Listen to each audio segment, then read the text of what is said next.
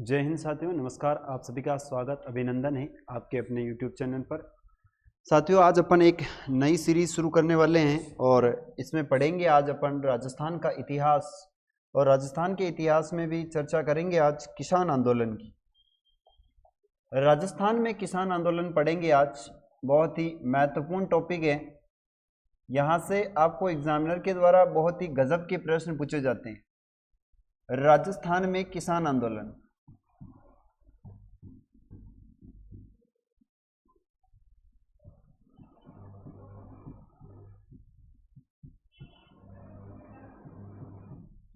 राजस्थान में किसान आंदोलन पढ़ने जा रहे हैं आज। एक बार सभी क्लास को शेयर कर दें।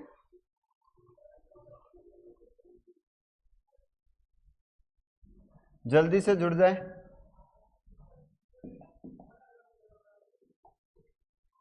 चलेगा। आज बहुत ही महत्वपूर्ण टॉपिक है इतिहास के अंदर, और यहां से एक्चुअली में आपको एग्जामिनर के द्वारा बड़े ही प्यारे प्यारे और बड़े ही गजब के प्रश्न पूछे जाते हैं। तो एक बार जो भी चैनल पर नए हैं वो चैनल को एक बार शेयर कर दें, सब्सक्राइब करें और क्लास को जल्दी से शेयर करें। यशराज सांगला, आप जल्दी से जुड़े हैं, आपका स्वागत अभिनंदन है। एक बार क्लास को शेयर भी कर दें, ठीक है जी। देखिए, हम बात करेंगे किसान आंदोलन की, और किसान आंदोलन क्यों हुए, इसके कारण क्या थे, राजस्थान में कौन कौन से जगहों पर किसानों के द्वारा आंदोलन किए गए हैं, इनके संबंध में हमें चर्चा करनी है। तो हमें सबसे पहले पढ़ेंगे बिजोलिया किसान आंदोलन, बेगू किसान आंदोलन, बूंदी किसान आंदोलन, अलवर किसान आंदोलन, बीकानेर किसान आंदोलन और शेखावाटी किसान आंदोलन। इन सब आंदोलन के बारे में हमें चर्चा करनी है। देखिए, कौन कौन से किसान आंदोलन हुए हैं। तो पहला किसान आंदोलन पढ़ेंगे अपन, वो है बिजोलिया किसान आंदोलन। बिजोलिया किसान आंदोलन,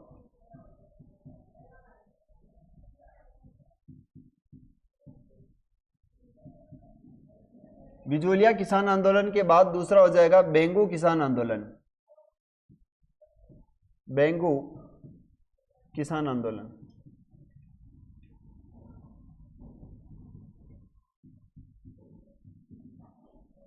तीसरा पढ़ेंगे अपन अलवर किसान आंदोलन।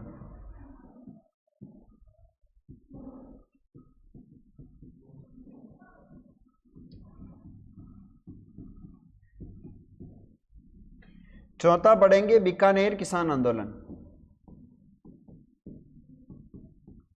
बीकानेर किसान आंदोलन,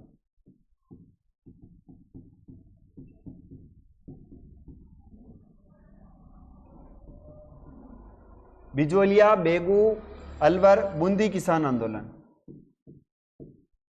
बूंदी किसान आंदोलन,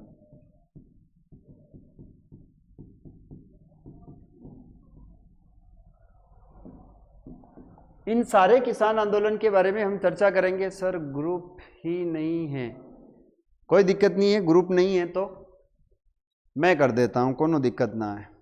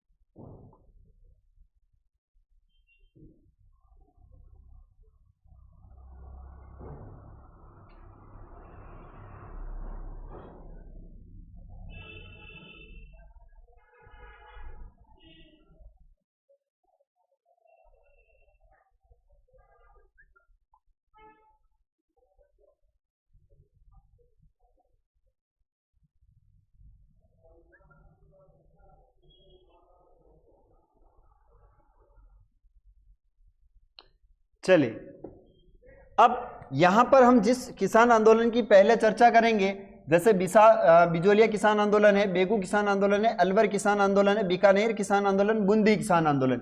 इनके बाद में शेखावाटी किसान आंदोलन एक महत्वपूर्ण और पड़ता है, शेखावाटी किसान आंदोलन। इन सब किसान आंदोलन के बारे में अपने को पढ़ना है। शेखावाटी किसान आंदोलन,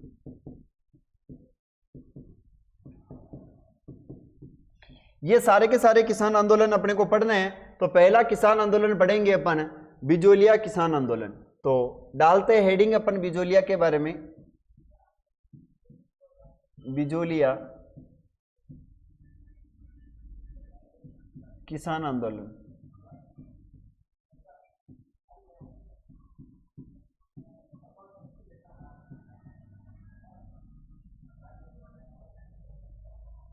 आप क्या जानते हैं बिजोलिया किसान आंदोलन के बारे में, कमेंट करके बताएं। अच्छा ये बताएं मुझे बिजोलिया एक्चुअल में है कहां पर, पहले तो ये जानकारी दें बिजोलिया कहां पर है, बिजोलिया कहां पर स्थित है, पहले ये जानकारी दे मुझे। यहां का संस्थापक कौन है और यहां का प्राचीन नाम क्या था। ठीक है जी, चलिए जल्दी से बताएं मुझे इनके बारे में क्या चीज है। देखिए बात करेंगे बिजोलिया का प्राचीन नाम क्या मिलता है, तो बिजोलिया का प्राचीन नाम मिलता है विंध्यावली या फिर मिलता है आपका विजयावली। चलिए बिजोलिया का प्राचीन नाम की हम चर्चा करें, प्राचीन नाम, यहां बिजोलिया का संस्थापक कौन है, बिजोलिया का संस्थापक कौन है, बिजोलिया का संस्थापक कौन है और ये जागीर किसने दी है, जागीर किसने दी, जागीर किसने दी है। आगे बात करें वर्तमान में ये कहां पर है, वर्तमान में कहां पर है, वर्तमान में कहां है और वर्तमान में कहां है, इसके बाद है कि यहां पर किसके द्वारा आंदोलन किया, किस जाति के द्वारा आंदोलन हुआ है, किस जाति ने आंदोलन किया।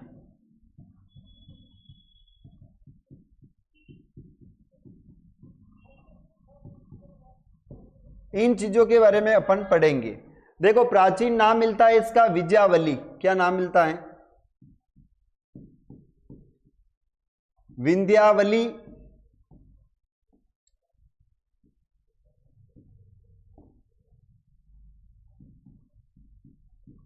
विंध्यावली या फिर मिलता है विजयावली।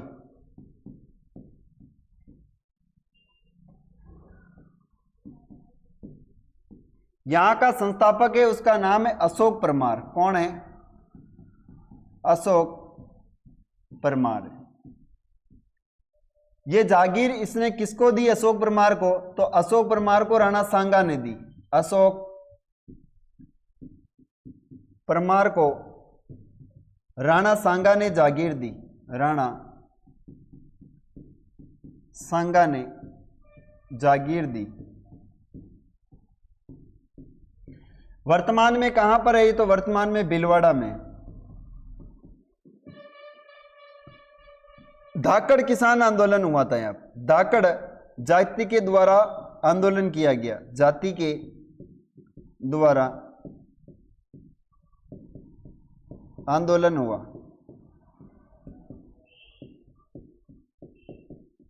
आंदोलन किया गया, धाकड़ जाति के द्वारा आंदोलन किया गया।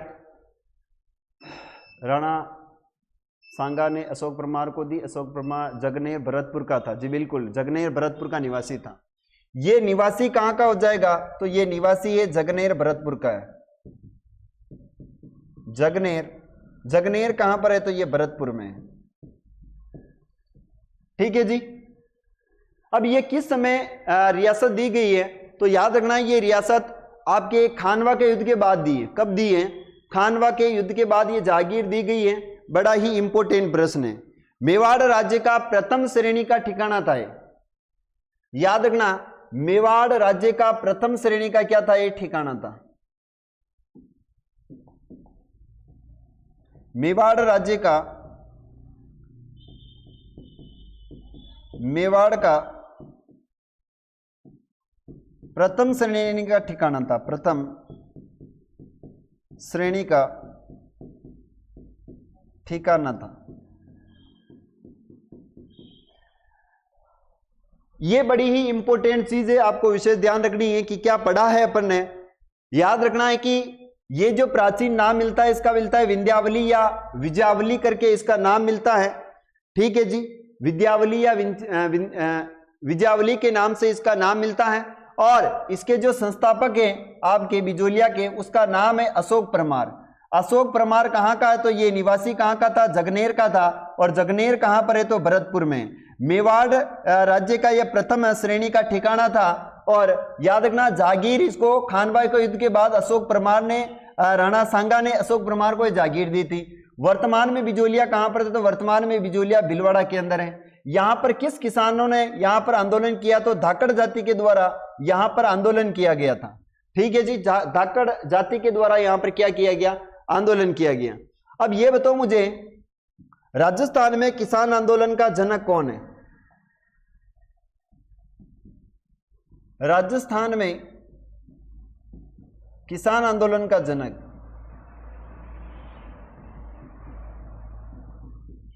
राजस्थान में किसान आंदोलन का जनक, और एक हो जाएगा बिजोलिया किसान आंदोलन का जनक। बिजोलिया किसान आंदोलन का जनक।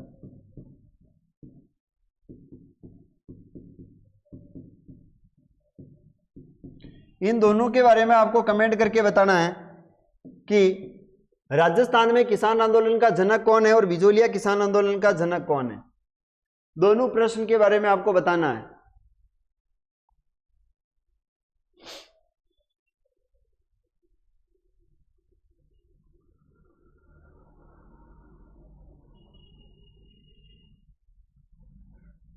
चलिए यशराज आंसर दीजिए जल्दी से, क्या आंसर होगा इनका?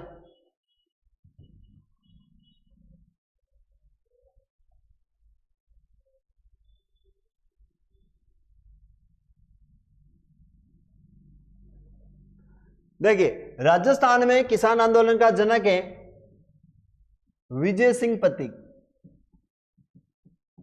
विजय सिंह पथिक। विजय सिंह पथिक को किस नाम से जानते हैं? बिजोलिया किसान आंदोलन के जनक के रूप में देखते हैं। राजस्थान में किसान आंदोलन का जनक है विजय सिंह पथिक। बिजोलिया किसान आंदोलन का जनक है साधु सीताराम दास। कौन हो जाएगा? साधु सीताराम दास। साधु सीताराम दास। दो प्रश्न बड़े ही इंपॉर्टेंट है, विजय सिंह पथिक, साधु सीताराम दास। ठीक है जी, आगे बात करते हैं कि बिजोलिया किसान आंदोलन के कारण क्या थे।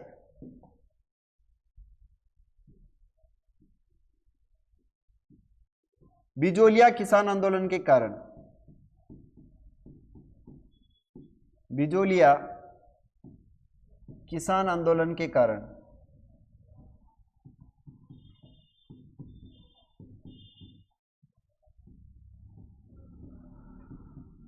इनके क्या कारण थे, इनके बारे में मुझे कमेंट करके बताना है। देखिए, पहला कारण था 84 प्रकार के कर लगाना। 84 प्रकार के कर लगाना। दूसरा कारण है चौरी कर। यह विवाह के समय, लड़की की विवाह के समय जो चौरी बनाई जाती थी, उस चौरी से भी क्या लिया जाता था? कर लिया जाता था। वेरी वेरी इंपॉर्टेंट है।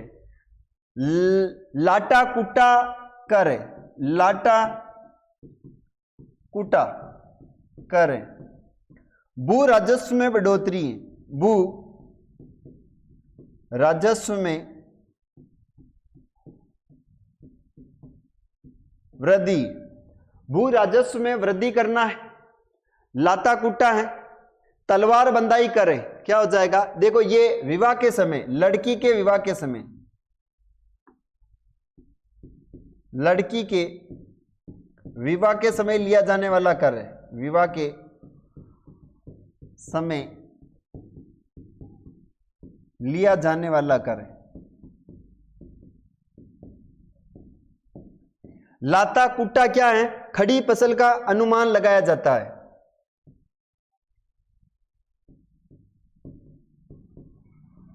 खड़ी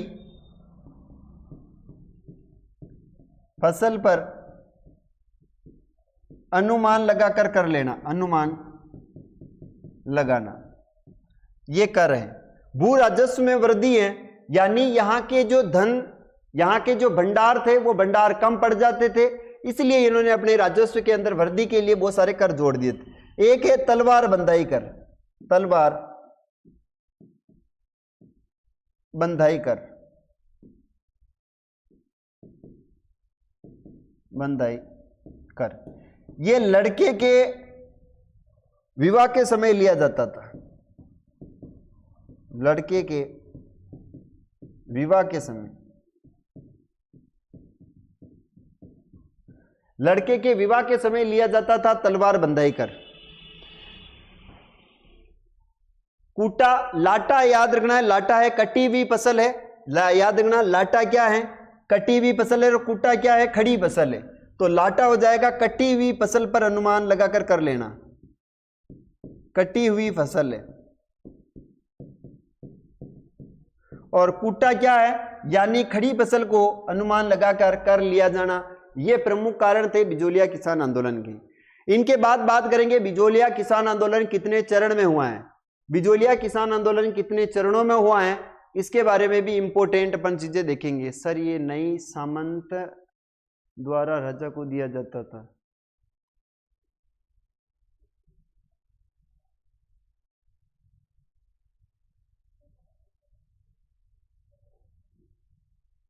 बिल्कुल। देखिए तलवार बंधाई जो कर है, वो तलवार बंधाई कर दो जगहों पर दिया जाता था।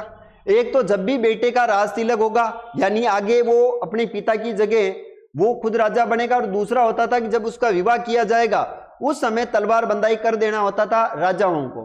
तो ये दोनों चीजें सेम है।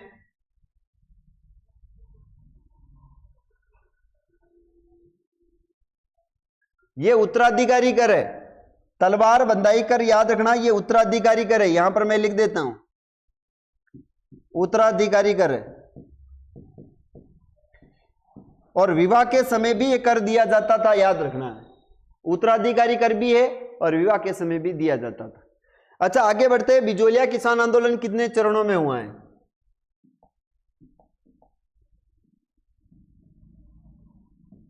बिजोलिया किसान आंदोलन के चरण,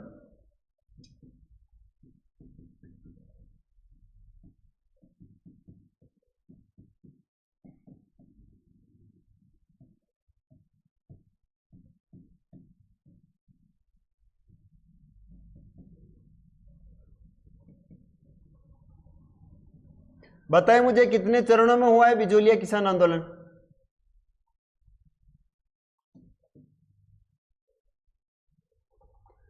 बिजोलिया किसान आंदोलन कितने चरणों में हुआ है, जल्दी से बताएं। बिजोलिया किसान आंदोलन कितने चरणों में हुआ है, जल्दी से बताएं। ये हुआ था 3 चरणों में। कितने चरणों में हुआ?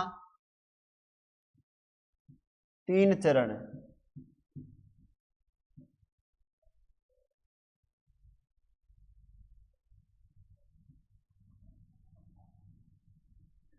3 चरणों में बिजोलिया किसान आंदोलन हुआ है। प्रथम चरण की शुरुआत कहां से हुई ये बताएं मुझे। प्रथम चरण,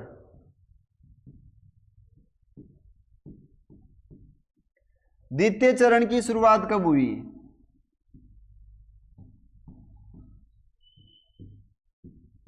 और है तृतीय चरण।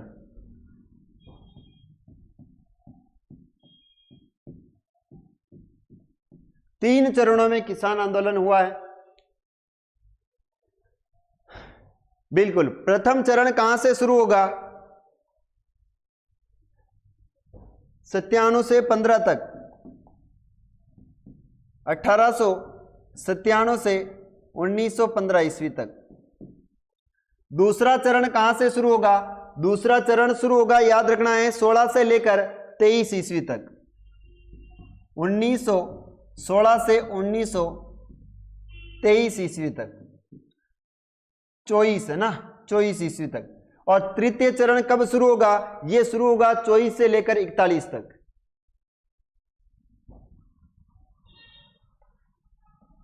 1924 से 1941 तक। अब बताएं मुझे, बिजोलिया किसान आंदोलन कितने वर्ष तक चला है? बिजोलिया किसान आंदोलन कितने वर्ष तक चला है? तो याद रखना है, ये आपके 41 और 3 इधर के जोड़ लो तो 44 वर्षों तक ये किसान आंदोलन चला है। 44 वर्षों तक यह आंदोलन चला।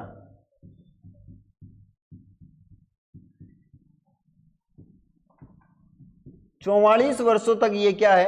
आंदोलन चला है। वेरी वेरी इंपॉर्टेंट है, याद रखना है। अच्छा, प्रथम चरण में कौन कौन व्यक्ति होंगे इनके बारे में भी बताएं मुझे। प्रथम चरण में कौन कौन व्यक्ति भाग लेंगे उनके बारे में बताएं। प्रथम चरण में कौन व्यक्ति हैं जो भाग लेंगे उनके बारे में आपको मुझे बताना है।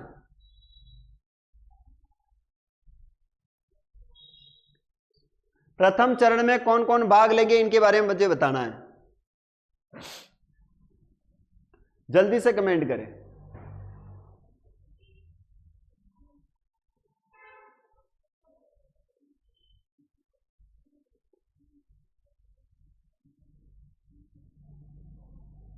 चलिए, प्रथम चरण में आ जाएगा साधु सीताराम दास। कौन व्यक्ति आएगा?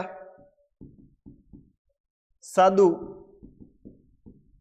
सीताराम दास। दूसरा व्यक्ति आएगा ब्रह्म देव। तीसरा आएगा कृष्णदास चुंडावत। कृष्ण दास, कृष्णदास या कृष्ण सिंह, इसका नाम था कृष्णदास या कृष्ण सिंह, कृष्ण सिंह या फिर कृष्णदास।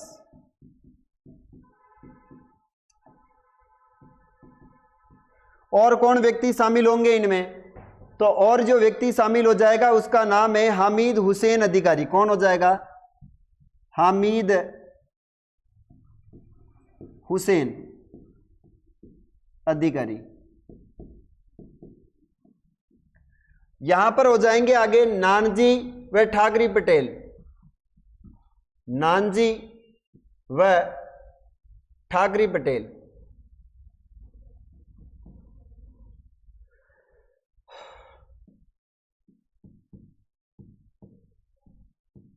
नानजी व ठाकरे पटेल, ये पहले चरण के कुछ सदस्य हैं, इनके बारे में आपको विशेष ध्यान रखना है।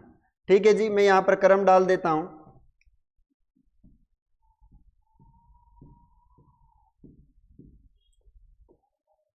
पांच नानजी और ठाकरे पटेल है। द्वितीय चरण में कौन कौन व्यक्ति शामिल होंगे इनके बारे में बताएं। द्वितीय चरण में कौन कौन व्यक्ति शामिल होंगे ये बताएं। इसमें एक व्यक्ति और आ जाएगा, उसका नाम है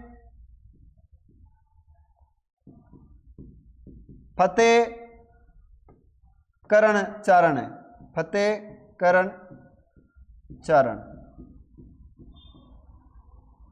दूसरे चरण में कौन शामिल होंगे ये बताएं मुझे।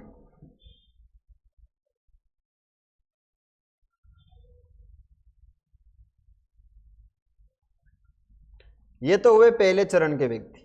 दूसरे चरण में कौन शामिल होंगे? इस चरण में कौन व्यक्ति आ जाएगा पहले नंबर पर बताएं मुझे। पहले चरण में व्यक्ति आ जाएगा विजय सिंह पथिक। दूसरे चरण में व्यक्ति आएगा जिसका नाम है विजय सिंह पथिक। विजय सिंह पथिक। विजय सिंह पथिक के बाद में दूसरा व्यक्ति आ जाएगा, उस व्यक्ति का नाम होगा गणेश शंकर विद्यार्थी। कौन होगा? गणेश शंकर विद्यार्थी। गणेश शंकर विद्यार्थी। तीसरे चरण में जिस व्यक्ति का नाम आएगा वो व्यक्ति हो जाएगा आपका महादेव देसाई। महादेव देसाई। चौथे नंबर पर आ जाएगा जिस व्यक्ति का नाम है वो है उपरमाल पंचबोर्ड। कौन हो जाएगा? उपरमाल पंचबोर्ड। उपरमाल पंचबोर्ड। छठे चरण में छठे नंबर पर जो व्यक्ति आ जाएगा उसका नाम है बिट्टूलाल बिंदुलाल भट्टाचार्य। कौन आ जाएगा? बिंदुलाल भट्टाचार्य। 5वें नंबर पर है बिंदुलाल भट्टाचार्य। बिंदुलाल भट्टाचार्य। ये व्यक्ति दूसरे चरण में होंगे। तीसरे चरण के जो व्यक्ति हैं उनमें नाम बताए मुझे कौन कौन से हैं। तीसरे चरण के व्यक्तियों के नाम बताए कौन कौन से शामिल हो जाएंगे, जल्दी से कमेंट करके बताएं।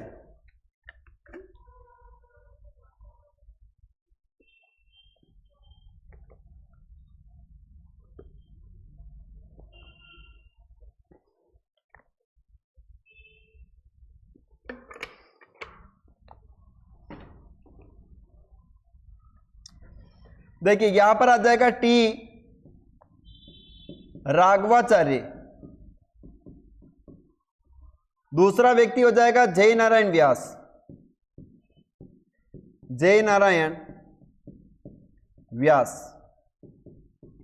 माणिक्यलाल वर्मा।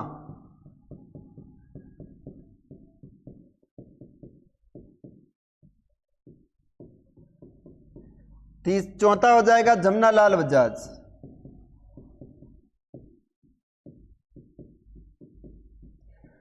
चार व्यक्ति हैं, याद रखना है, चार व्यक्ति। इसके बाद में राम नारायण चौधरी। कौन सा जाएगा? राम नारायण चौधरी।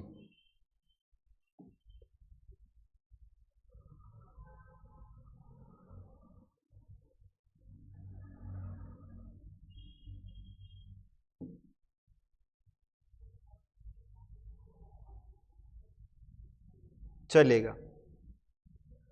पांचवा जाएगा राम नारायण चौधरी।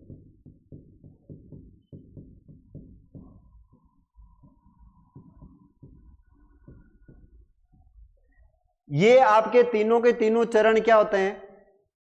कंप्लीट। अब एक एक चरण को उठाना है और अपने को यहां से पढ़ना है।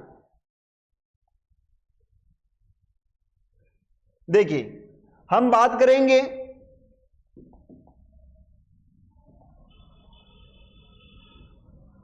(1897) में ईसी में बिजोलिया का ठिकानेदार। बिजोलिया का ठिकानेदार कौन था?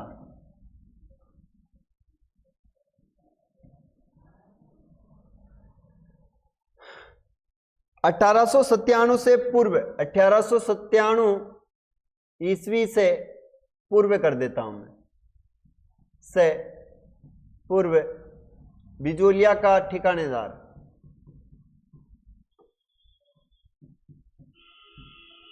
बिजोलिया का ठिकानेदार, इसका नाम था गोविंद दास या गोविंद सिंह। इसका नाम था गोविंद सिंह या गोविंद दास। इस समय किसानों के और इनके संबंध अच्छे थे।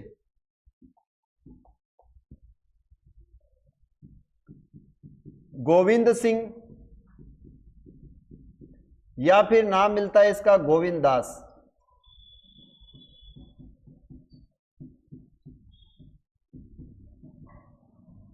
इनके समय किसान और इनके संबंध जो थे वो अच्छे थे। क्या थे इनके संबंध? अच्छे थे, याद रखना। इनके समय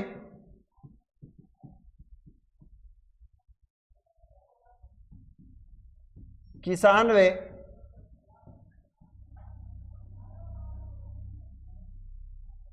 शासक के, किसान व शासक के संबंध अच्छे थे। ठीक। लेकिन जैसे ही कृष्णदास शासक बनता है तो किसानों और ठिकानेदार के मध्य के जो संबंध थे वो क्या हो जाएंगे? खराब हो जाएंगे। क्योंकि कृष्णदास एक ऐसा शासक था जिसने किसानों के ऊपर प्रथम बार क्या लगाया था? कर लगाया था। ठीक है जी, प्रथम बार कर लगाया था।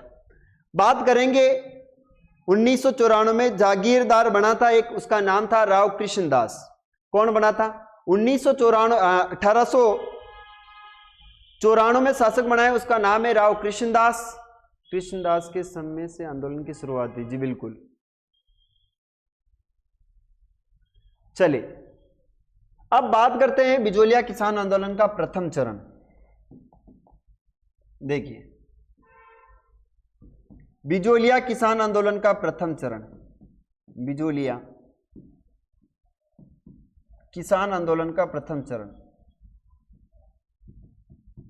किसान आंदोलन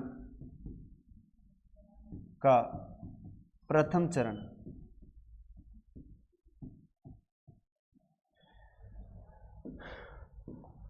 देखिएगा 1894 में गोविंद दास की मृत्यु के बाद इसका पुत्र शासक बना। गोविंद दास की मृत्यु के बाद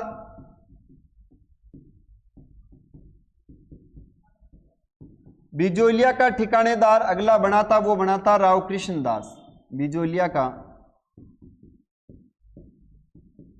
ठिकानेदार राव कृष्ण दास बना, राव कृष्णदास बना। ठीक है जी। 1894 में गोविंद दास की मृत्यु के बाद, इनके मृत्यु के बाद इनका जो पुत्र था उसका नाम था कृष्णदास, और कृष्णदास क्या बनता है, बिजोलिया का अगला ठिकानेदार बनता है। जब कृष्णदास ने अगला ठिकानेदार बनना, उसके बाद इन्होंने कुछ ऐसे कर लगाए जिन कर की वजह से जो है वो किसान, इनको कितनी ही बार समझाया था कि देखिए आपके पिताजी के समय से हमारे और आपके ठिकानेदार के मध्य जो संबंध है वो बड़े ही अच्छे संबंध रहे हैं, आप भी अपने पिता की तरह ही काम करें, कार्य करें, ताकि आपके और हमारे संबंध जो है वो कंप्लीटली एक दूसरे के बीच में सही बने रहें। लेकिन राव कृष्णदास ने राजगद्दी पर बैठते से ही उसने जो है वो कर लगा दिया था, किसानों पर 84 प्रकार के क्या लगा दिए थे, उसने कर लगा दिया था। वेरी वेरी इंपॉर्टेंट है। फिर बात करते हैं कि ये किसानों से अधिक लगान वसूल करने लगा था, और किसान अधिक लगान वसूल करने लगा तो ये भी याद रखना है कि इस शासक का इफेक्ट डायरेक्ट किसानों के ऊपर पड़ा, और किसानों की लाख समझाइश के बाद भी इस शासक ने किसानों के करों को समाप्त नहीं किया या कम नहीं किया। जब कम नहीं किया गया तो उसके बाद में एक व्यक्ति था जिसके पिताजी का मोसर था, एक व्यक्ति था जिसके पिताजी का मोसर था, और उस व्यक्ति का नाम क्या था ये बताओ मुझे। एक किसान था, उसके पिताजी का मोसर था, गंगाराम धाकड़ के पिताजी का मोसर था गोविंदपुरा गांव। कौन सा है, गिरधारीपुरा गांव है, उसमें उनका करियावर था। वहां पर सारे धाकड़ इकट्ठे हुए, और इकट्ठे होने के बाद में साधु सीताराम दास ने सभी को समझाया कि हम संगठित होकर क्या करेंगे, एक किसान आंदोलन करेंगे, और एक किसान आंदोलन करेंगे, लेकिन ये किसान आंदोलन एक संगठित किसान आंदोलन होना चाहिए, संगठित किसान आंदोलन होना चाहिए। अच्छा, गंगाराम धाकड़ के पिताजी के मोसर से कौन सा गांव था ये भी बता दे मुझे, गांव कौन सा था ये भी बता दीजिए। देखो प्रथम चरण की बात कर रहे हैं, और प्रथम चरण का जो समय है वो समय अभी आपको मैंने बताया था, समय हो जाएगा इसका 1897 से लेकर 1915 ईस्वी तक आता है। ठीक है जी, 1915। आगे चलते हैं कि इस समय क्या हुआ कि कृष्णदास ने क्या लगा दिए थे, किसानों पर 84 प्रकार के कर लगा दिए। राव कृष्ण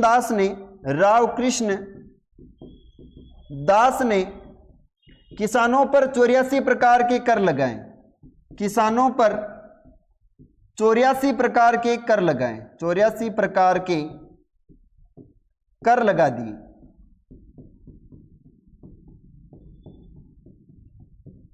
और लगान वसूली की, इन्होंने क्या करी, याद रखना, लगान वसूली करी, लगान वसूली की, लगान वसूली करी, 84 प्रकार के कर लगा दिए। तो कर लगाने से क्या है, किसान दुखी हो गए थे, परेशान हो गए थे। जी बिल्कुल, यशराज कह रहा है गिरधारीपुरा गांव, जी बिल्कुल गिरधारीपुरा गांव में। ठीक है, तो यहाँ के जो प्रमुख नेता थे, यहाँ के जो प्रमुख नेता थे, उस प्रमुख नेता का नाम आ जाएगा, वो है साधु सीताराम दास। प्रथम चरण के प्रमुख नेता हैं, नेता का नाम है साधु सीताराम दास, साधु सीताराम दास। अब हुआ क्या था कि जब इतने प्रकार के कर लगा दिए गए और इन्होंने लगान वसूली करना प्रारंभ कर दिया, किसानों के लाख समझाने पर भी इन्होंने इनकी बातों को स्वीकार नहीं किया, तो बात आती है 1897 की। 1897 में एक गांव था जिसका नाम है गिरधारीपुरा गांव, और गिरधारीपुरा गांव के अंदर गंगाराम जी धाकड़ के जो पिताजी थे, उनके पिताजी के मौसर में, मौसर का मतलब होता है करियावर, उस मौसर में सभी व्यक्ति इकट्ठे हुए और वहां पर एक व्यक्ति था जिसका नाम था साधु सीताराम दास।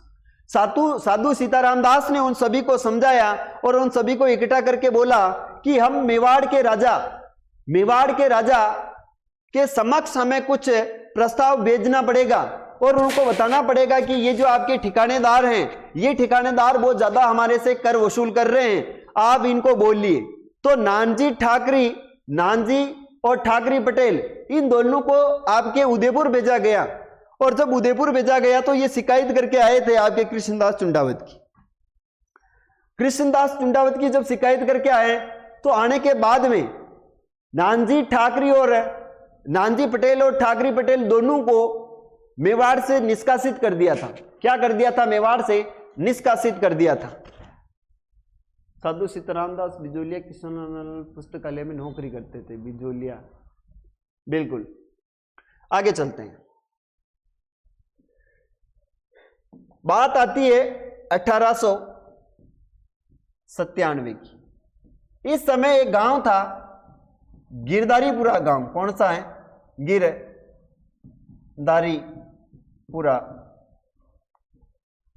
यहां पर मैं लिख देता हूं बिजोलिया किसान आंदोलन की शुरुआत। बिजोलिया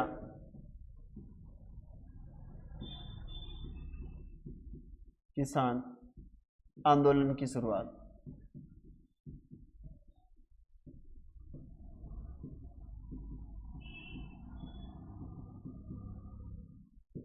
ये किस गांव से हुई है? तो आपको याद रखना है गिरधारीपुरा गांव से हुई। कहां से हुई है? 1897 ईस्वी में, 97 ईस्वी में गिरधारीपुरा गांव, गिरधारीपुरा गांव कहां पर पड़ता है? ये बिजोलिया में, बिजोलिया। गिरधारीपुरा गांव बिजोलिया से क्या हुई थी? इस किसान आंदोलन की शुरुआत हुई। यहां पर गिरधारीपुरा गांव में एक व्यक्ति थे जिसके पिताजी का क्या था? मौसर था, गंगाराम धाकड़ के पिता का क्या था? यहां पर धाकड़ के पिता का मौसर था, पिता का मौसर। इस समय साधु सीताराम दास ने सभी लोगों को इकट्ठा किया और इन लोगों को बताया कि अपन क्या करेंगे, इस ठिकानेदार का हम विद्रोह करेंगे या इसका हम विरोध करेंगे। जब सारे लोग इकट्ठे हुए तो वहां में से दो व्यक्ति को भेजा गया, और उसमें व्यक्ति थे नानजी और ठाकरी पटेल। कौन थे? नानजी और ठाकरी पटेल को कहां भेजा गया? महाराणा फतेह सिंह जी थे, उनके पास इनको भेजा गया, और ये वहां पर जाकर क्या करी है? शिकायत करी है। चलिए बात करते हैं यहां पर, यहीं पर साधु सीताराम दास ने, साधु सीताराम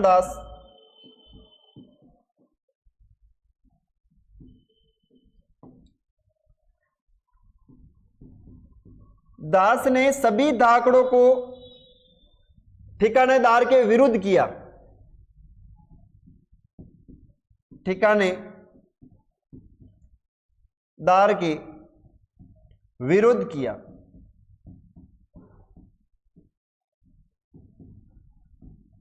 यानी सभी किसानों को इन्होंने भड़काया कि भाई हम कर नहीं देंगे, हम मेवाड़ के महाराणा फतेह सिंह जी से शिकायत करेंगे। तो याद रखना है नानजी पटेल व ठाकरी पटेल दोनों को मेवाड़ महाराणा फतेह सिंह जी के पास भेजा, महाराणा फतेह सिंह के पास शिकायत करने भेजा, के पास शिकायत करने भेजा, शिकायत करने भेजा। जब ये नानजी पटेल और ठाकरी पटेल दोनों कहां पर गए थे, ये गए थे अपने मेवाड़। कहां पर गए थे? मेवाड़ में आए थे, और मेवाड़ में आने के बाद में इन्होंने फतेह सिंह जी से शिकायत करी। फतेह सिंह जी से इन्होंने कहा कि देखिए महाराजा, महाराज आपका एक ठिकानेदार है प्रथम श्रेणी का, वो है बिजोलिया, और बिजोलिया के अंदर सबसे ज्यादा रहते हैं साधु और धाकड़, और धाकड़ों के ऊपर बहुत ज्यादा अन्याय हो रहा है, और आप आंखों पर पट्टी बांध कर बैठे हुए हो। क्या आपको यह दिखाई नहीं दे रहा है, या फिर आप देखना नहीं चाहते हो? इस घटना से क्या आपको वास्ता नहीं है? अगर ऐसा है तो हम आपको अपना माहे बाप मानते हैं, और आप भी अगर ऐसा करोगे तो हमारा कौन होगा? जब ये बात मेवाड़ के महाराणा फतेह सिंह ने सुनी तो तत्काल रूप से उन्होंने इसके ऊपर संज्ञान लिया। जब ठाकुर कृष्णदास से पूछा गया तो कृष्णदास ने बातों को उल्टा फेर दिया, और इस नानजी पटेल और ठाकरी पटेल को मेवाड़ से क्या कर दिया गया था? निष्कासित कर दिया गया था। क्या कर दिया गया था? निष्कासित कर दिया गया था। ठीक है जी। कृष्णदास ने नानजी व ठाकरी पटेल को बिजोलिया से क्या कर दिया था? निष्कासित कर दिया। नोट करके लिख लेना, नोट। राव कृष्णदास चुंडावत ने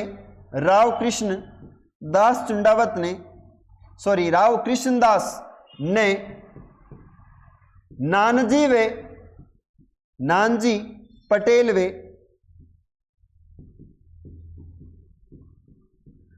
ठाकरी पटेल को बिजोलिया से निष्कासित कर दिया, बिजोलिया से निष्कासित कर दिया।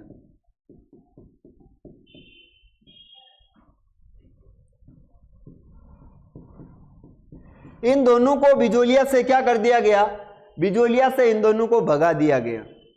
बेचारे दोनों बोले जीव के थे, धाकड़ वैसे बोले जीव के होते हैं, और इन्होंने क्या कर दिया? भाग गए यहां से।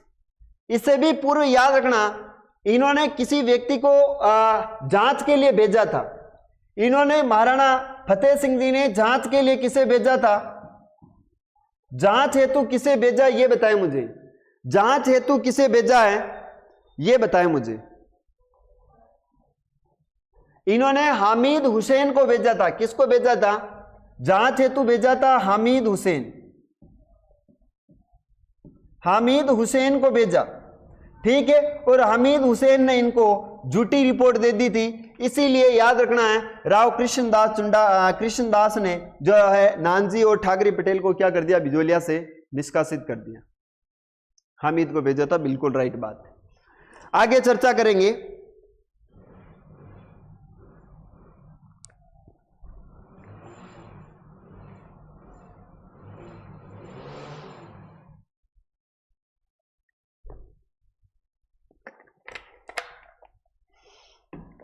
चलिए देखिए, इसने भेजा था, इसने किसानों के पक्ष में तो रिपोर्ट दी, लेकिन किसानों के पक्ष में क्या दी? इसने रिपोर्ट दी, परंतु मेवाड़ के महाराणा फतेह सिंह जी ने इस पर ध्यान नहीं दिया। तो राव कृष्णदास ने क्या कर दिया? इनको बाहर निकाल दिया। ये इतनी सी बात आपको विशेष ध्यान रखनी है। ठीक है जी। चलिए आगे बात करेंगे। अब अपन कृष्णदास ने 1903 में किसानों पर कौन सा कर लगा दिया? एक नया कर और जोड़ दिया, उसका नाम है चौरी कर। कौन सा कर जोड़ दिया? चौरी। किसानों को अपनी पुत्री के विवाह पर देना होता था। बहुत ही शानदार है। बिजोलिया के किसान ने, याद रखना है, इसका विरोध किया और बिजोलिया छोड़कर वो ग्वालियर जाने लगे। कहां पर जाने लगे? ग्वालियर जाने लगे। देखिएगा 1903 में राव कृष्णदास ने एक नया कर और लगा दिया। राव कृष्णदास ने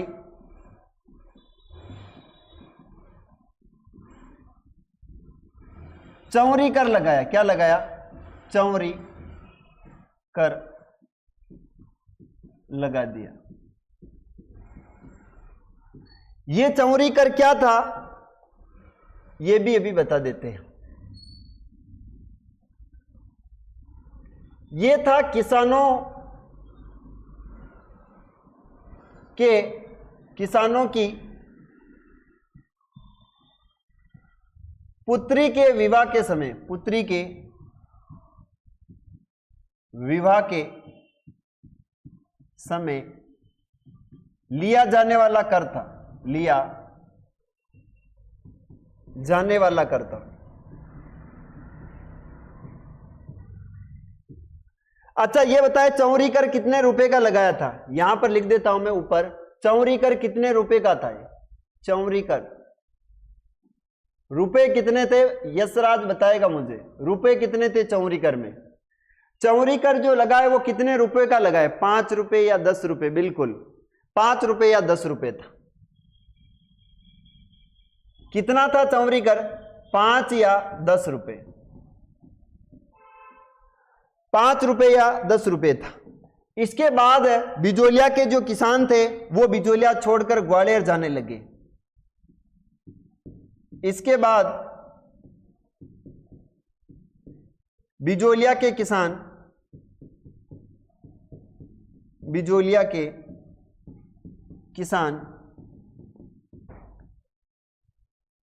बिजोलिया छोड़कर ग्वालियर जाने लगे। बिजोलिया छोड़कर ग्वालियर जाने लगे।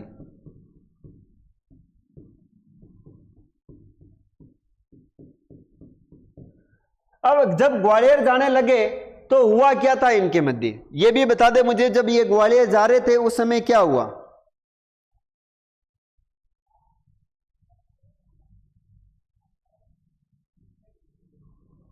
बताएं मुझे, क्या किया था इसने? जब ये जाने लगे तो घबरा कर कृष्णदास ने क्या कर दिया? समझौता कर दिया। जाने लगे, छोड़कर जाने लगे तो कृष्णदास ने क्या कर दिया? कृष्णदास ने घबरा कर समझौता किया। कृष्णदास ने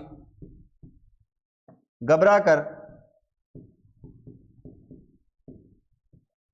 समझौता किया।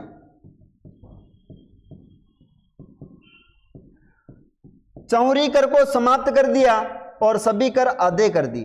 चौरी कर को समाप्त कर दिया, कर को समाप्त कर दिया।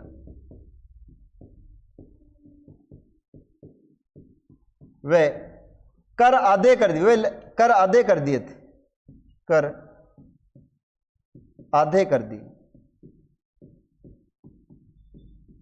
यानी चौरी कर जो लगाया था इसे भी समाप्त कर दिया और बाकी जो कर थे उन्हें भी क्या कर दिया था? आधे कर दिया था उन्होंने। फिर इनके बाद आता है कि 1906 के अंदर कृष्णदास की क्या हो जाती है? मृत्यु। 1906 में राव कृष्णदास की क्या हो गई? मृत्यु।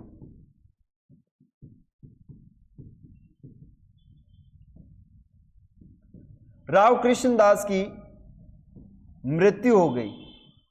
मूर्ति नहीं हुई, मृत्यु हुई। मृत्यु हो गई। अच्छा, इनकी मृत्यु होने के बाद अगला शासक कौन बनता है? यह भी कमेंट करके बताएं, कृष्णदास के बाद अगला शासक कौन बना है? कृष्णदास के बाद अगला शासक कौन बना है, ये बताएं।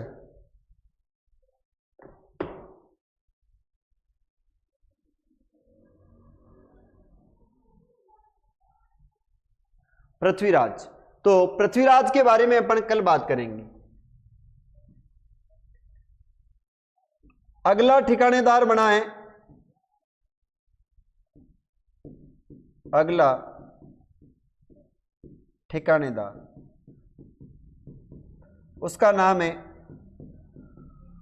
पृथ्वीदास या पृथ्वी सिंह कहते हैं इसे। ठीक है जी, चलिए इसके बारे में कल अध्ययन करेंगे। अभी के लिए इतना ही। इसने तलवार बंदाई कर लगाया था, बिल्कुल सही है। इसके बारे में कल पढ़ेंगे, अभी के लिए इतना ही।